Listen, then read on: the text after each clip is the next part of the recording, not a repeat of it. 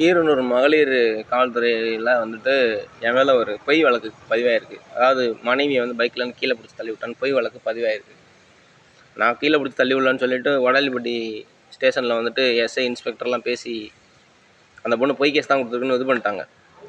இருந்தாலும் என் மேலே பொய் வழக்கு கொடுத்த அந்த பிரியங்காங்கிற பொண்ணு, என் பேர் பிரபாகரன், அதாவது பிரபாகரன் குருமுண்டி கிராமம்னு சொல்லிட்டு கேஸ் ஃபைல் ஆகிருக்கும்.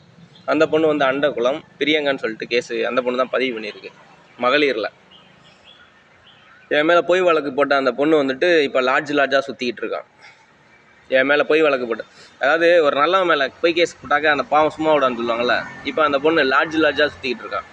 நிறைய பேர் கூட சுற்றிக்கிட்டு இருக்கான். நான் அதை பற்றி கண்டுக்கறல. எனக்கு டிவோர்ஸ் ஆகிடுச்சு. நான் கண்டுக்கறல.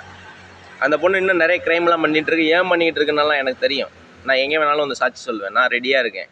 நான் ஓகே தான்.